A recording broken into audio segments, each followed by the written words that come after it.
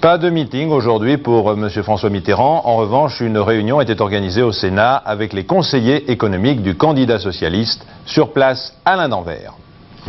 L'héritage Giscard, les dangers du programme Giscard, ce qu'il y aurait à faire rapidement en cas de victoire de François Mitterrand dimanche prochain, ce sont les 3 thèmes sur lesquels se sont penchés les conseillers économiques et sociaux de François Mitterrand.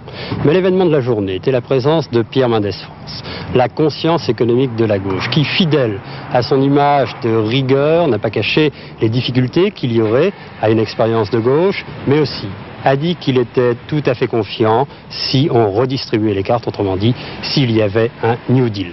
L'économie française figure aujourd'hui parmi les plus inégalitaires, les plus injustes. En fait, nous savons que s'il y a des inégalités et des injustices, elles ont été aggravées au cours des dernières années. Nous savons qu'à travers ce pays, il y a d'innombrables hommes et d'innombrables femmes dans les milieux les plus divers, chez les travailleurs, les artisans, les hommes, les femmes, les professions libérales, les intellectuels, et surtout les jeunes, dans tous les milieux. Nous savons qu'il y a là des gens qui sont à l'attente d'une nouvelle donne, d'un New Deal, comme on a dit à l'étranger à d'autres époques, de nouvelles possibilités ouvertes pour construire une maison française qui soit mieux à leur image et conforme à leurs impatiences. C'est pour cela que nous travaillons et c'est ce qui, à mon avis, donne à la candidature de François Mitterrand l'orientation essentielle que nous avons voulu étudier au cours de cette réunion de travail. Après Pierre Mendès France, l'intervention de François Mitterrand n'a pas essentiellement porté sur le domaine économique, mais en fait, il a lancé un appel où il a demandé aux Français de refuser l'argument de la peur.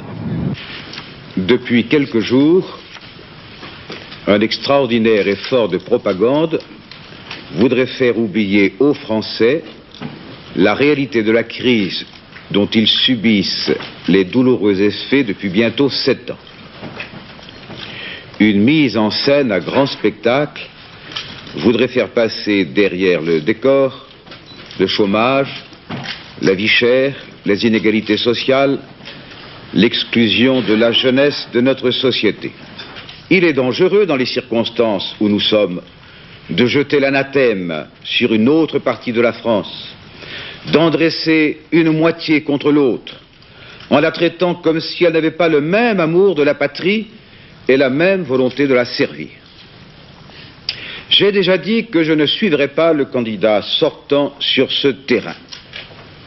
Je sais que c'est en rassemblant toutes les énergies, tous les savoir-faire, et en particulier les forces du travail et de la jeunesse, que l'on sortira notre pays de la crise. Plus nous serons nombreux, et mieux nous y parviendrons.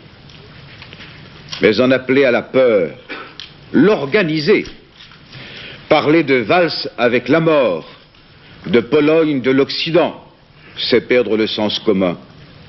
Comme c'est perdre le sens commun que de n'avoir plus pour recours que les menaces sur la bourse. Bref, en appeler à la peur, c'est proprement battre en retraite.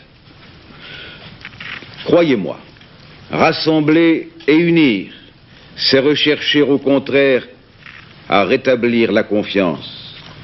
Et rétablir la confiance, c'est vouloir les chances de la France.